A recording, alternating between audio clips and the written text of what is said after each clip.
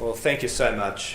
I'm pleased to be here today with all of you, with Nick Cater, the Executive Director of the Menzies Research Centre, and of course, as David has mentioned, Heather Henderson, an author in her own right, and the daughter of Sir Robert and Dame Paddy Menzies, John Nethercote, the editor of this wonderful book, Menzies, The Shaping of Modern Australia, and some of the contributors to the book. My friend and former colleague, and I must add, Carlton supporter, David Kemp, to David Heaton, to Greg Mellish. I'd also like to acknowledge Ms Darryl Karp, the Director of the Museum of Australian Democracy. In Menzies, The Shaping of Modern Australia, John Howard begins his essay with this statement: "The most remarkable thing about the second Prime Ministership of Robert Gordon Menzies was that it happened. That it did is testimony to the many qualities Menzies had, and vitally those he would acquire as he bled a while after he lost the Prime Ministership in 1941. In his book Afternoon Light, published in 1967, Menzies recounts the events of April 1939 when he had been elected leader of the United Australia Party after the death of Prime Minister Lyons. The Country Party's leader, Earl Page, a bitter opponent of Menzies, was so incensed he withdrew his party's support for the UAP, meaning Menzies would be leading a minority government. When he visited Yarralumla to meet with the Governor-General, Lord Gowrie, Gowrie asked Menzies, quote, "If I commission you to form a government, how long do you think you will last?" Answering honestly, Menzies replied, 6 weeks, Your Excellency. Gowrie smiled and said, "Well, that will do for a start. I commission you and look forward to receiving the names of your ministers." Anne Henderson also writes of this moment in her essay in the book. And so it was that Menzies began his first Prime Ministership. It was April 1939. Europe was desperately trying to appease Hitler. The Second World War would break out just 6 months later, and the Prime Minister was uncertain whether he could command a majority in the House of Representatives for longer than about 6 weeks. As Speaker and as a Member of Parliament, I often hear comments from members of the public concerned with the uncertainty of modern politics. Many say there's never been a more tumultuous time in Australian politics. This is one of the reasons I disagree. Menzies came to office with a divided party, a broken coalition, and on the eve of a war the public overwhelmingly wanted to avoid, but could not. Menzies' loss of the Prime Ministership in 1941 was attributable to many factors, but I've often wondered whether the other contenders for the UAP leadership in 1939 would have done any better in the circumstances. And had Menzies not failed, would our party, the Liberal Party of Australia, have been created in enough time to effectively and persuasively offer the alternative road in the post-war years? To fail, as Menzies did, to have the courage to stay in public life, to build a new political party, to contest the 1946 elections with such high hopes only to have them dashed, and to redouble the effort to finally succeed in 1949 is a remarkable story of character. I doubt even Menzies himself would have predicted in the mid-1940s that he would become Australia's longest-serving Prime Minister and leave office at a time entirely of his own choosing. So what was it that made Menzies such a formidable leader?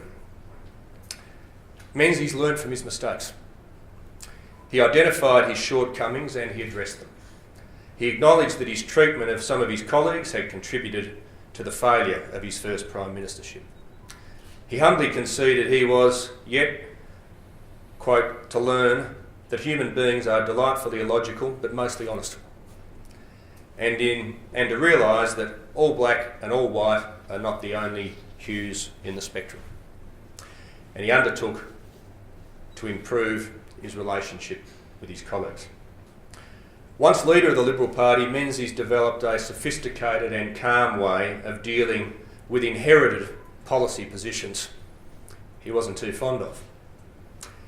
As David Kemp tells us in his essay in the book, quote, "In his talks in 1942, Menzies advocated none of the flagship policies of the Deaconite agenda, industry protection, compulsory arbitration of industrial disputes, nor white Australia.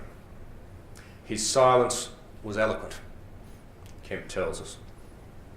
That is, Menzies took the approach that on some issues he could convey his views powerfully and maintain unity by not saying anything. Menzies understood and sought to capture Middle Australia. He reached out to them in his 1942 Watershed Forgotten People radio broadcasts.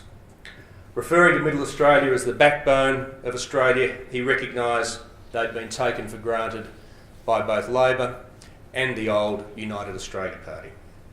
The foundation of the Liberal Party of Australia and its policy platform illustrated this understanding.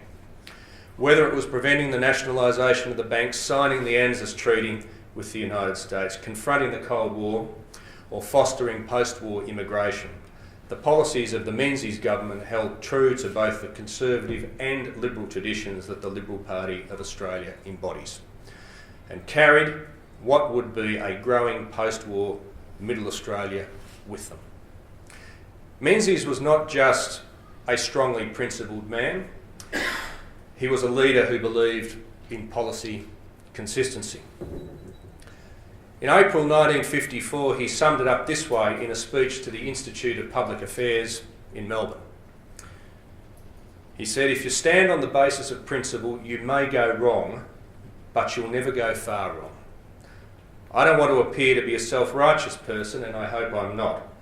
But if I did something today which I thought was dead right for this country and they threw me out like that, I'd rather like to think in 30 years' time, when I've been dead and buried, the fellows who wrote the records would say, that was right." And of course, none of us should forget Menzies was a formidable politician. At critical times in his long prime ministership, he made the right decisions at the right times. He was a great communicator in the arena of Parliament in this building, on the hustings in election campaigns, and as I've mentioned, with the use of radio broadcasts to propel his philosophy directly into the lounge rooms of Australian families. Just as he served the Australian people respected him. They saw a man of character who had suffered a great loss of rejection come back a better leader, a leader they chose at 7 federal elections. Like me, as David's mentioned, Menzies was a loyal Carlton supporter. And in his retirement, he loved to watch games at Carlton's home ground, Princes Park. Suffering ill health in old age, it became more difficult for him to attend the games. The Carlton Football Club stepped in and made special arrangements so his car could be driven right up on a platform near the goalpost so he could watch from the comfort of inside. We're a young country. I still remember as a very young boy my father pointing out to me Mr. Menzies in his car, surrounded by a welcoming and friendly crowd that epitomised an Australia that had developed, prospered, advanced and diversified monumentally as a result of his influence. Menzies, the shaping of modern Australia, contributes to our understanding of this giant of Australian politics. The failure of his first Prime Ministership, his establishment of the Liberal Party, his return to the Prime Ministership, and the great work of his government over 16 years. Menzies wrote in Afternoon Light, "We took the name Liberal because we were determined to be a progressive party, in no sense reactionary, but believing in the individual, his rights and his enterprise, and rejecting the socialist panacea." When readers buy and read this book, every contribution will affirm that that is exactly what he and the party did during the Menzies years. Thank you for asking me to launch this compilation of 14 wonderful reflective essays assessing Menzies' achievements and the record of his government. Each focuses on different policy features, but together they all paint fully the picture of his contribution and how it shaped and built modern Australia in the post-war years. It is a vital story that needs to be told and retold.